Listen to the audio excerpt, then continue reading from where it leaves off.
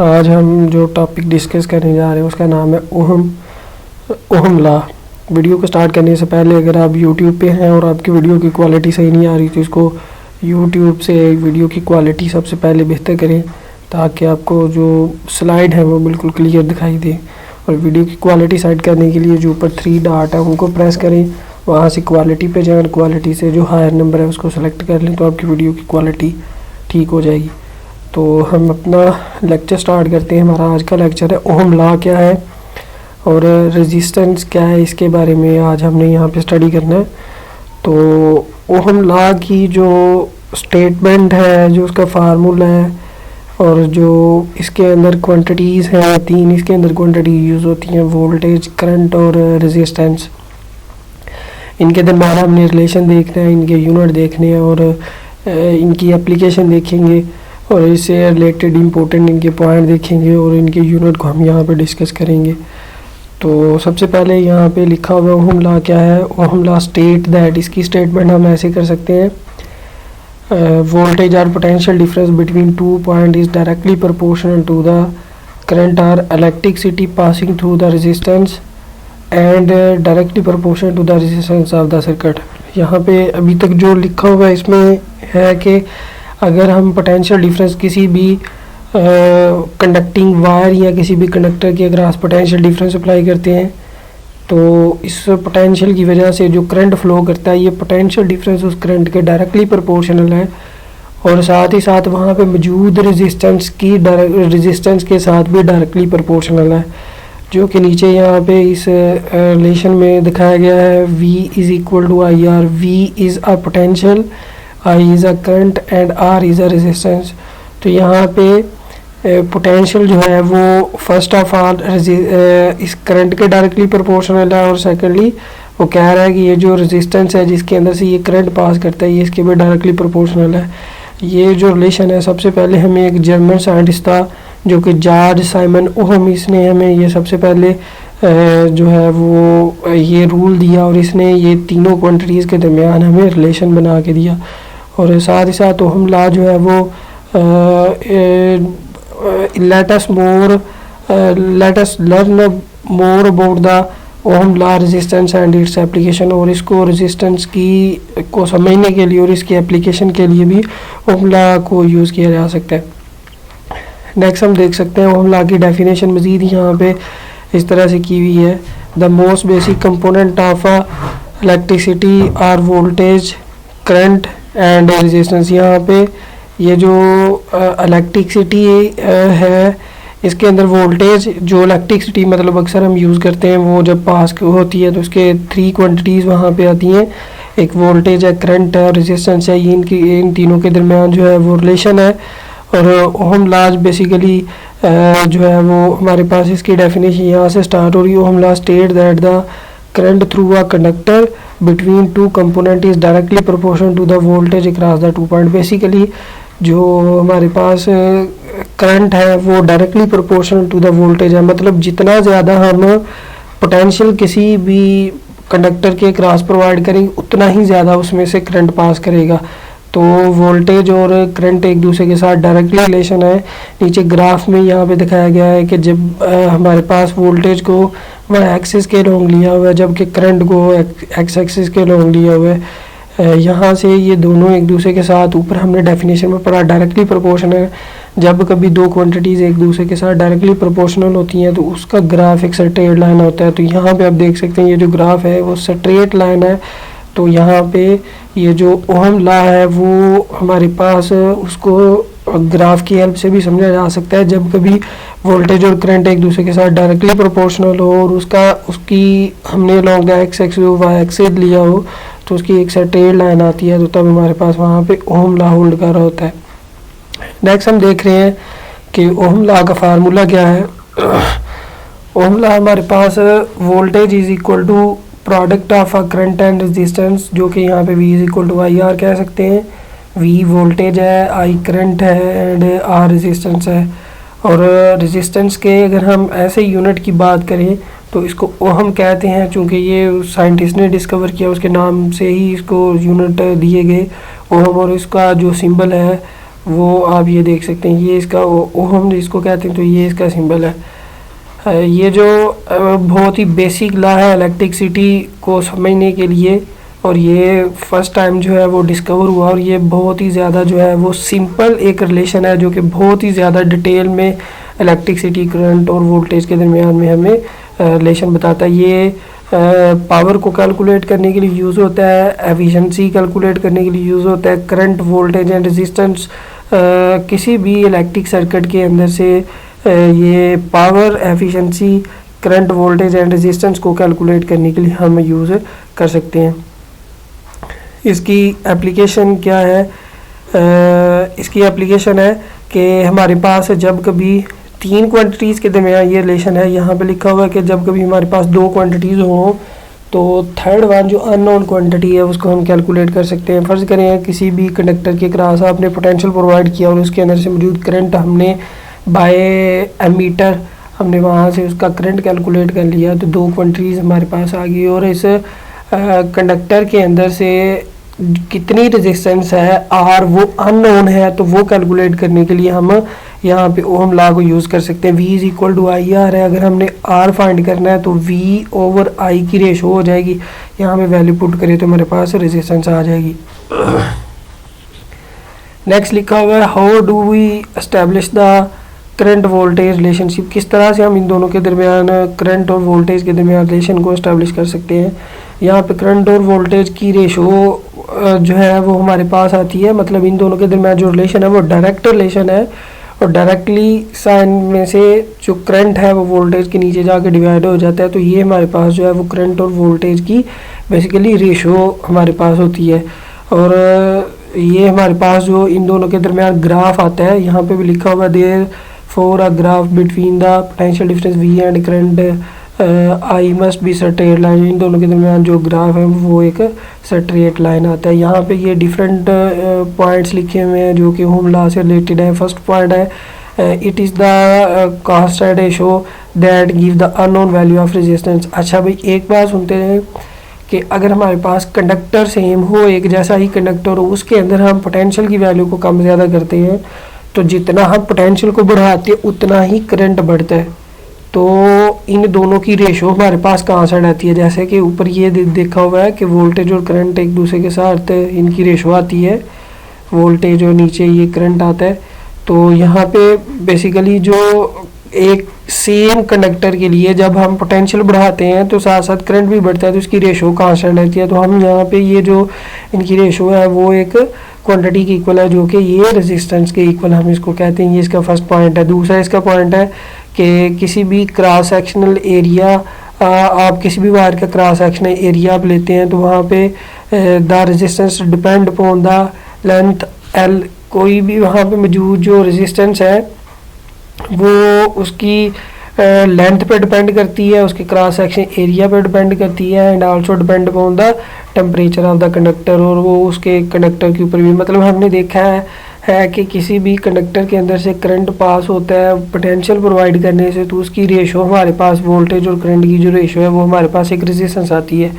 तो वो रेजिस्टेंस फिर उस कंडक्टर की किन चीज़ों के ऊपर डिपेंड करती है, वो कंडक्टर की लेंथ के ऊपर डिपेंड करती है, क्रॉस सेक्शन एरिया के ऊपर डिपेंड करती है, और थर्ड वन टेम्परेचर के ऊपर डिपेंड करती है। जो हमारे पास यहाँ पे थर्ड पॉइंट है वेयर रो, ये सिंबल जो है रो का है, rho is the specific resistance और रेजिस्टिविटी, ये किसी भी मटेरियल की स्पेसिफिक रेजिस्टेंस जो है वो फिक्स होती है, उसकी वैल्यू कांस्टेंट होती है, जिसको हम रेजिस्टेंस या रेजिस्टिविटी भी कह सकते हैं, जिसको रो से रिप्रेजेंट करते हैं। बेसिकली रेजिस्टेंस को आर है इसका सिंबल है, और इसके यूनिट ओहम है, जबकि रेजिस्टिविटी यहाँ पे एक्सप्लेन करना चाह रहा है कि कोई भी मटेरियल है उसकी रेजिस्टेंस फिक्स होती है, जिसको हम रेजिस्टिविटी कहते हैं, और वो अपने अंदर से करंट को पास होने की से जो ब्ला करती है उसकी प्रॉपर्टी को हम रेजिस्टिविटी कहते हैं, जिसको रो से रिप्रेजेंट करते हैं। इसके आगे नेक्स्ट यूनिट की भी हम बात करेंगे। And it is characterise of the material of the wire, और ये मटीरियल जो वायर है या जो कंडक्टर है उसकी करेक्टरिस्टिक होती है बेसिकली। द स्पेसिफिक रेजिस्टेंस और resistivity of a material of a wire is, ये जो है वो इन चीज़ों पे डिपेंड करती है। नेक्स्ट हम यहाँ पे देखने जा रहे हैं limitation of a ohm law क्या है। ओहम लॉ को मतलब हम कहाँ कहाँ पे अप्लाई नहीं कर सकते। ओहम लॉ को यूनिलेटरल नेटवर्क के लिए हम यूज़ नहीं कर सकते।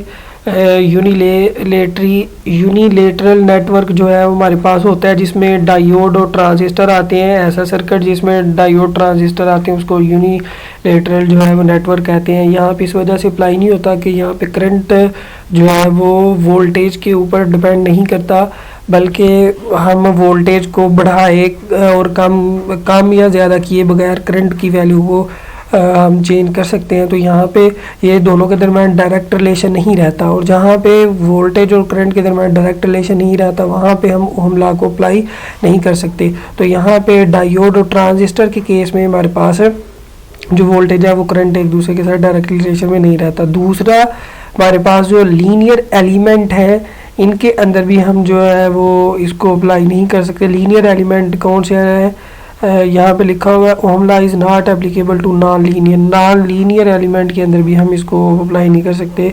ये है क्या, non linear element are those which do not have current exactly proportion to the applied voltage, that mean the resistance value of these element change from different value of voltage and current. Example of non linear और थरिस्टर।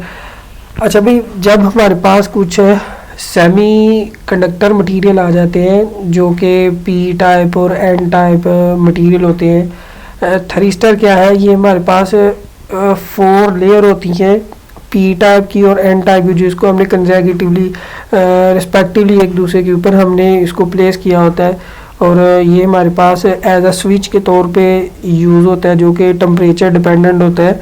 इस थरिस्टर के अगर हम यहाँ पे देखें तो ये एक ऐसा मटेरियल है जिसके अंदर से करंट और वोल्टेज एक दूसरे के साथ डायरेक्टली रिलेशन नहीं रहता, और यहाँ पे हमारे पास अगर इनका रिलेशन डायरेक्टली नहीं है तो वोल्टेज और करंट की रेशो हमारे पास सेम नहीं आती, तो मतलब रेजिस्टेंस चेंज हो जाती है। इस वजह से भी हम यहाँ पे ओहम लॉ को अप्लाई नहीं कर सकते। ओहम लॉ को सिर्फ स्पेसिफिक फील्ड के अंदर हम अप्लाई कर सकते हैं। नेक्स्ट हमारे पास है रजिस्टर। क्या होता है रजिस्टर, ये क्ले या कार्बन से बना होता है जो कि हमारे पास इस तरह का इसकी इस तरह से इसको जो है वो शो किया जा सकता है किसी भी सर्किट के अंदर। इस तरह से जो है वो इसके 2 टर्मिनल्स होते हैं। ये कार्बन का बना होता है जो कि अच्छा कंडक्टर भी होता है और अच्छा इंसुलेटर भी होता है, मतलब इसके अंदर से करंट पास भी हो सकता है, करवा सकते हैं, इसके अंदर से करंट को ब्लॉक भी कर सकते हैं। इस जो कार्बन रेजिस्टर है इसकी मतलब जो वैल्यू क्या होगी इसकी रेजिस्टेंस की, इसके ऊपर कलर बैंड जो लगे होते हैं वो बेसिकली इसकी रेजिस्टेंस को वो एक कोड होता है, वहाँ से मतलब हम एक फार्मूला अप्लाई करके तो यहाँ से इसकी अंदर मौजूद रेजिस्टेंस को कैलकुलेट कर सकते हैं। बेसिकली जो रेजिस्टर होते हैं कार्बन रेजिस्टर, उनके ऊपर 3 कलर भी हो सकते हैं, 4 कलर भी हो सकते हैं, मोर देन 4 कलर भी हो सकते हैं, लेकिन बेसिकली ज़्यादा जो रजिस्टर होते हैं उनके ऊपर कलर जो है वो 4 होते हैं। यहाँ पे जो है वो 5 कलर वाला दिखाया गया, लेकिन ज़्यादातर जो है वो 4 कलर होते हैं। उन 4 कलर्स के ऊपर से जो मोस्ट ऑफ द रजिस्टर है 4 कलर।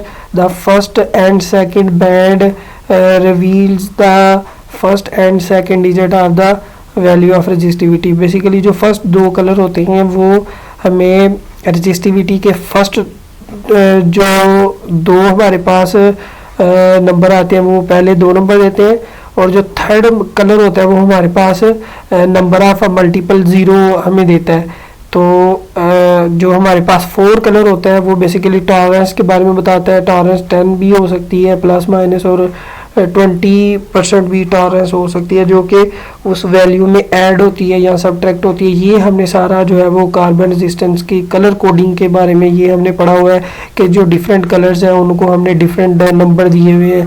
पहले 2 जो कलर होते हैं उनको देख के हम पहले 2 नंबर डिसाइड करते हैं। जो थर्ड वाला कलर होता है उसको देख के नंबर ऑफ 0 उस पहले 2 डिजिट के साथ जो है नंबर ऑफ 0 आ जाते हैं। और 4 जो कलर होते हैं उसमें बेसिकली टॉलरेंस के बारे में बताता है, वो टॉलरेंस ऐड होती है या सब्ट्रैक्ट होती है।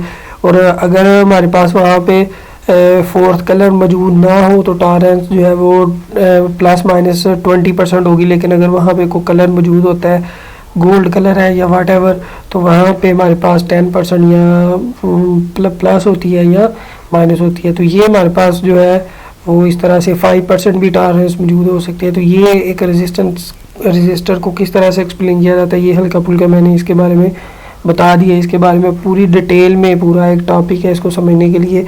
तो हम चूँकि बड़ी क्लासेस में आ चुके हैं तो आपको इसके बारे में आइडिया होगा, लेकिन अगर किसी को नहीं पता तो वो FSC के अंदर जो इसका टॉपिक है वहाँ से आप इसको हेल्प ले सकते हैं, या आप यूट्यूब से कहीं से भी जो है वो इससे रिलेटेड आप समझ सकते हैं।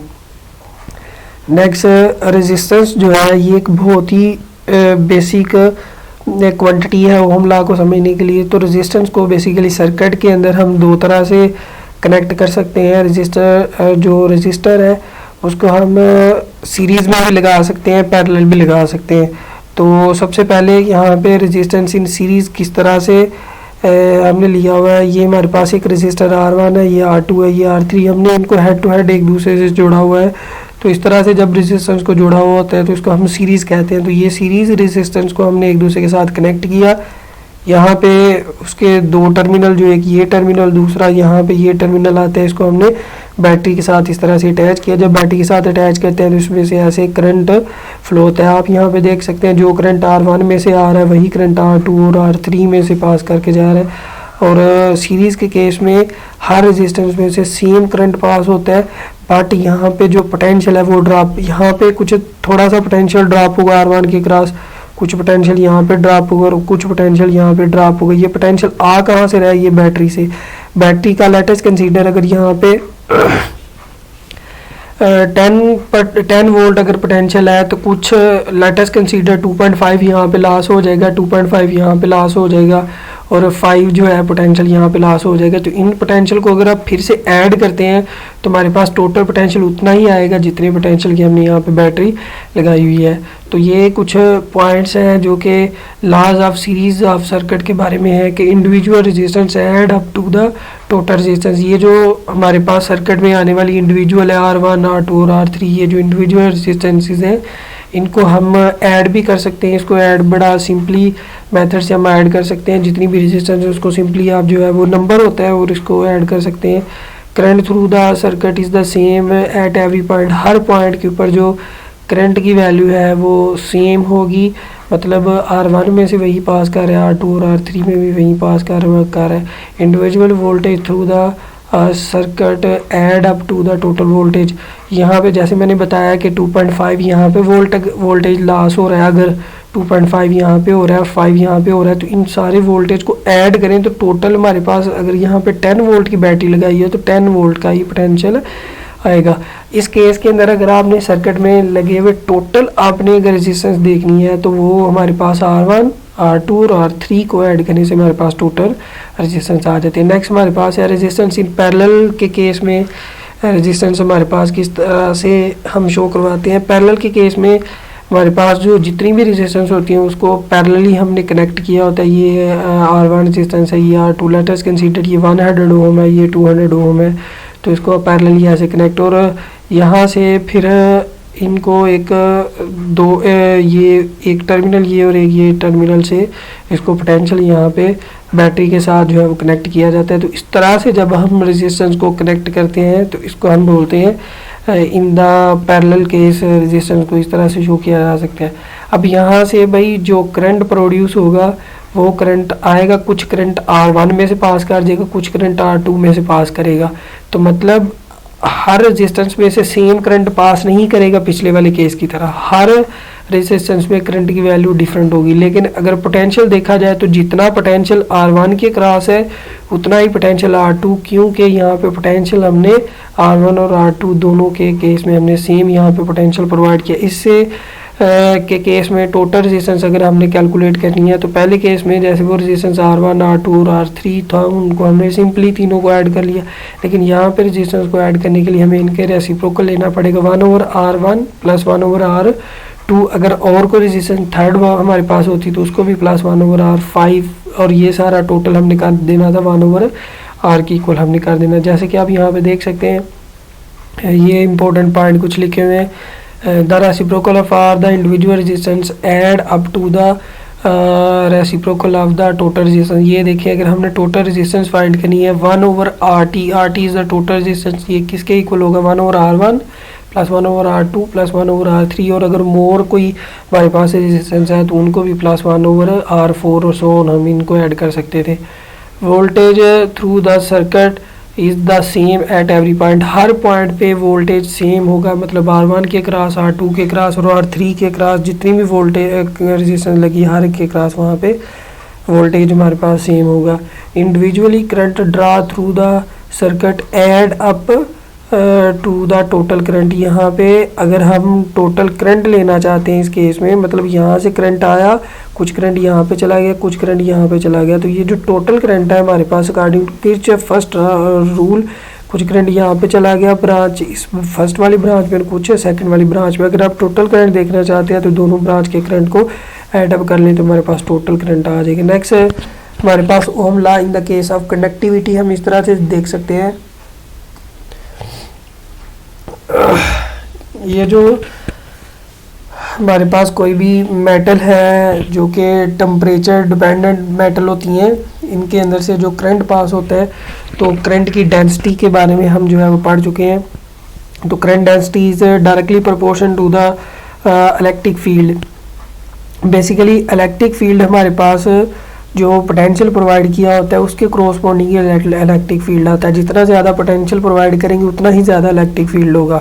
तो ये जो करंट डेंसिटी है ये directly proportion to the electric field आता है। और अगर आप प्रोपोर्शनलिटी साइड को ख़त्म करते हैं तो हमारे पास इक्वालिटी और एक प्रोपोर्शनलिटी कांस्टेंट आता है।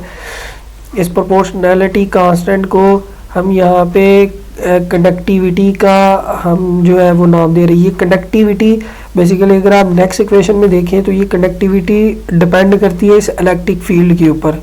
ये नीचे आप देख सकते हैं where G E is a function of a electric field, तो ये इलेक्ट्रिक फील्ड के ऊपर जो है वो डिपेंड करती है। आपको मैं यहाँ पे बताता चलूँ, दो चीज़ें होती हैं, एक तो कंडक्टिविटी होती है और एक रेजिस्टिविटी होती है। कंडक्टिविटी को जैसा कि यहाँ पे बताया जी से डिनोट करते हैं और रेजिस्टिविटी को यहाँ पे रो से डिनोट करेंगे। लास्ट टाइम अभी हमने देखा है कि रेजिस्टिविटी को हमने रो से डिनोट किया था और यहाँ पे जो है वो रेजिस्टिविटी वहाँ पे गैमा सिंबल यूज़ किया था, लेकिन यहाँ पे म्यू सिंबल यूज़ किया गया है, जो कि नीचे आप यहाँ पे देख सकते हैं। ये रेजिस्टिविटी का सिंबल है और ये हमारे पास इसका जो कंडक्टिविटी है उसका ये सिंबल है जी, और ये रो हमारे पास कंडक्टिविटी है। इसके बारे में, दोनों के बारे में मैं बताता चलूँ। कंडक्टिविटी क्या होती है?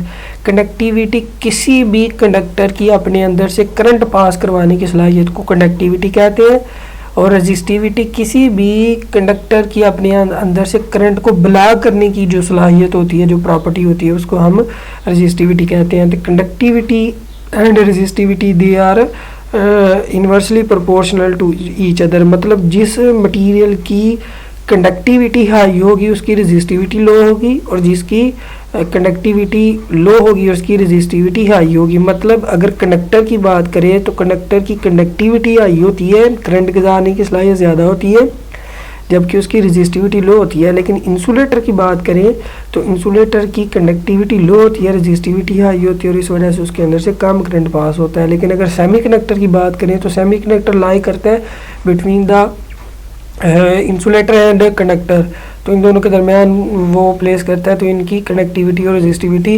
अप्रॉक्सीमेटली जो है वो एक दूसरे के सेम आप कह सकते हैं, क्योंकि इसमें से करंट जो है वो कभी ज़्यादा पास कर जाता है, कभी कम पास कर जाता है, ये डिपेंड करता है इसके टेम्परेचर के ऊपर। तो नेक्स्ट हम अगर यहाँ पे इस रेजिस्टिविटी के यूनिट को देखें तो वोल्ट मीटर पर एम्पेयर इसके यूनिट हैं, और इसको हम ऐसे भी ले सकते हैं और सिंपली ओहम मीटर। अब यहाँ पे जो हमारे पास वोल्ट मीटर है ये बेसिकली ओहम के इक्वल है, तो इसको हम यहाँ पे जो है वो ओहम सॉरी ये जो वोल्ट और एम्पेयर है ये हमारे पास बेसिकली वोल्ट निकला, वोल्टेज से एम्पेयर ये करंट का यूनिट है। तो वोल्ट पर करंट चूँकि रेजिस्टेंस के इक्वल होता है, इस वजह से ये वोल्ट पर एम्पेयर जो है वो किसके इक्वल हम लिखेंगे, ओहम के इक्वल, और ये हमारे पास मीटर। तो मतलब वोल्ट मीटर पर एम्पेयर जो है वो किसके इक्वल है, ये ओहम मीटर के इक्वल है। अगर हम ओहम की यहाँ पे डेफिनेशन करें तो अगर हमारे पास 1 वोल्ट पोटेंशियल कभी अगर हम प्रोवाइड करते हैं किसी कंडक्टर के क्रॉस और उसमें से 1 एम्पीयर करंट पास करता है, तो तब हम कहते हैं ये वो 1 ओहम के इक्वल है। अच्छा, ये हमने रजिस्टिविटी के यूनिट की बात की। अगर हम कनेक्टिविटी के यूनिट की बात करते हैं तो पर ओहम पर मीटर जो है वो यूनिट है कनेक्टिविटी का, और साथ साथ पर ओहम जो है वो इसको मोह भी कह सकते हैं, और मोह पर मीटर जो है इसका यूनिट, इसको ये मोह पर मीटर या पर ओहम पर मीटर भी इसको हम कह सकते हैं। ये किसी भी ये जो कनेक्टिविटी होती है ये किसी भी मटेरियल के टेम्परेचर के ऊपर डिपेंड करती है। अगर किसी कंडक्टर का टेम्परेचर लो है तो उसकी कनेक्टिविटी हाई होगी, और अगर किसी मटेरियल का टेम्परेचर हाई हो जाता है तो वहाँ पे रेजिस्टेंस जो है वो ज़्यादा आ जाएगी, तो फिर वहाँ पे कनेक्टिविटी क्या होगी, कम होगी। लिखा हुआ है it is apparent from the table. नीचे एक टेबल शो किया गया जिसमें हम कनेक्टिविटी और रेजिस्टिविटी के बारे में जो है वो एक्सप्लेन करूँगा, और साथ ही साथ वहाँ पे एक अल्फ़ा टेम्परेचर कोफिशिएंट है उसके बारे में मैं आपको बताऊँगा। तो ये हमारे पास कुछ ऐसे मटेरियल होते हैं जो कि पुअर कंडक्टर होते हैं, जिनके अंदर से ये सारा एक्सप्लेन यहाँ पे किया हुआ। कुछ ऐसे मटेरियल होते हैं जो कि पुअर कंडक्टर होते हैं, उसके अंदर से करंट पास नहीं होता और उनकी रेजिस्टिविटी बहुत ज़्यादा हाई होती है। और ये कुछ ऐसे मटेरियल हैं जो कि 10 की पावर 20 टू 10 की पावर 60 ये एक ऐसा पुअर मटेरियल है जिसकी ये रेजिस्टिविटी की वैल्यू दी हुई, ये बहुत ज़्यादा हाई जो है वो आप देख सकते हैं रेजिस्टिविटी है, तो इसके करस्पॉन्डिंग जो कनेक्टिविटी है वो बहुत ही ज़्यादा जो है वो लो होगी। और ये बेसिकली इंसुलेटर्स में आता है। इंसुलेटर ऐसे पुअर कंडक्टर्स हैं जिनके अंदर से करंट पास नहीं हो सकता। हमने यहाँ पे लेट किया हुआ है कि अकॉर्डिंग टू ओहम लॉ हमारे पास एक कंडक्टर है जिसके क्रॉस पोटेंशियल प्रोवाइड किया है, डेल्टा यू पोटेंशियल प्रोवाइड किया हुआ है, और the wire is homogeneous and characterised by constant connectivity जी, और वहाँ पे उसकी जो कनेक्टिविटी है वो जी है। अंडर दीज कंडीशन जो है वो हमारे पास रिलेशन कुछ इस तरह से आ जाएगा। डेल्टा यू वो पोटेंशियल है जो हमने प्रोवाइड किया है, ई इलेक्ट्रिक फील्ड है, और हमारे पास डी आई जो है वहाँ से पास होने वाला करंट है। तो ये एक रिलेशन यहाँ पे एक्सप्लेन किया है। नेक्स्ट हम यहाँ पे बात कर लेते हैं, ये सारा आप जो है वो देख लीजिएगा, सिंपली वही चीज़ें हैं जो मैंने आपको बता दी हैं। नेक्स्ट हमारे पास एक टेबल है, इस टेबल के अंदर रेजिस्टिविटी के बारे में, कंडक्टिविटी के बारे में, और एक हमारे पास टेम्परेचर कोफिशिएंट है जिसको हम अल्फ़ा कहते हैं, और इसका दूसरा नाम जो है वो टेम्परेचर कोफिशिएंट ऑफ रेजिस्टेंस भी इसको हम कह सकते हैं। इस टेबल के अंदर हम अगर देखें तो ये मटेरियल दिए हुए सारे, ये इसकी हमारे पास जो है वो इसको हमने कहा था, ये हमारे पास रेजिस्टिविटी दी हुई है जिसका यूनिट हमारे पास ओहम मीटर है। ये हमारे पास अल्फ़ा कोफिशिएंट की वैल्यू दी हुई है। अगर हम यहाँ पे बात करें एल्यूमिनियम, कॉपर, गोल्ड, आयरन, निकल, सिल्वर, मरकरी, टंगस्टन से लेकर ये जो हमारे पास यहाँ तक एलिमेंट हैं, ये यहाँ तक एलिमेंट है, इनकी अगर हम यहाँ पे रेजिस्टिविटी की बात करें तो देखें ये 10 की पावर -8 से सो ऑन, ये 10 की पावर -8 है। तो इनकी रेजिस्टिविटी आप देख सकते हैं बहुत ज़्यादा, इनकी रेजिस्टिविटी 10 की पावर माइनस में है, तो लो है रेजिस्टिविटी लो होने की वजह से हम कह सकते हैं कि ये हमारे पास जो सारे एलिमेंट हैं, ये सारे के सारे एलिमेंट बेसिकली कंडक्टर हैं। रेजिस्टिविटी लो है तो इनकी कनेक्टिविटी हाई होगी, और ऐसे मटेरियल जिनकी कनेक्टिविटी हाई होती है वो सारे के सारे कंडक्टर होते हैं। तो ये यहाँ से लेकर यहाँ तक जो मटेरियल है सारे के सारे हमारे पास कंडक्टर हैं जिनके अंदर से करंट पास हो जाता है।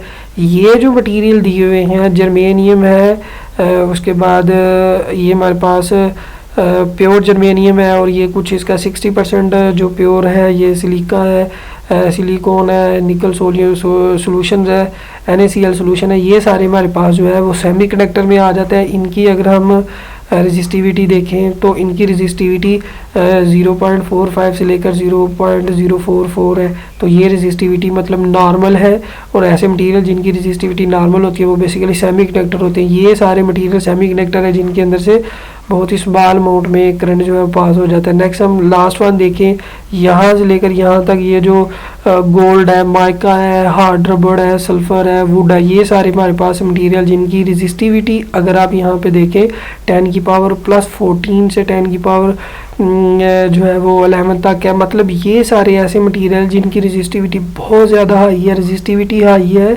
तो इनकी कनेक्टिविटी बहुत लो होगी। और ये सारे मटेरियल हमारे पास इंसुलेटर है, मतलब ऊपर वाले मटेरियल ये कंडक्टर, ये हमारे पास सेमी कंडक्टर और ये हमारे पास इंसुलेटर में आते हैं। अगर यहाँ पे एफिशिएंसी की बात करें, जो जिसको टेम्परेचर कोफिशिएंट ऑफ रेजिस्टेंस हम कहते हैं, जिसको अल्फा से डिनोट करते हैं, alpha is inversely proportional to the resistivity. मतलब जिन मटेरियल की रेजिस्टिविटी हाई होगी उनकी अल्फ़ा की वैल्यू जो है वो लो होगी। 10 की पावर माइनस में है ये, तो यहाँ पे आप देखें बहुत ही स्मॉल वैल्यू है, तो ये यहाँ पे बहुत ही ज़्यादा अल्फ़ा हाई वैल्यू यहाँ पे दी हुई है। अगर आप नीचे देखते हैं कि इसकी रेजिस्टिविटी बढ़ती है तो रेजिस्टिविटी बढ़ने के केस में ये देखिए माइनस में वैल्यू आ जाती है, और सोन इसकी रेजिस्टिविटी यहाँ पे आके बहुत ज़्यादा हाई हो जाती है। इस बहुत ज़्यादा रेजिस्टिविटी हाई होने की वजह से यहाँ पे जो अल्फ़ा की वैल्यू वो बहुत ही ज़्यादा माइनस में जो है वो चली जाएगी, 10 की पावर माइनस में इसकी वैल्यू आ जाएगी। तो ये आज का हमारा टॉपिक था जो कि ओहम के बारे में था। ओहम बेसिकली हमारे पास वोल्टेज, करंट और रेजिस्टेंस की ये हमारे पास एक रिलेशन होता है जिसको हम डिफरेंट जगह पे अप्लाई कर सकते हैं। एक चीज़ रह गई है, ऐसे मटीरियल जहाँ पे हम ओहम लॉ को अप्लाई कर सकते हैं उसको ओहमिक कंडक्टर कहते हैं, और ऐसे मटीरियल जहाँ पे हम ओहम लॉ को अप्लाई नहीं कर सकते उसको नॉन ओहमिक कंडक्टर कहते हैं। तो ये था आज का हमारा टॉपिक।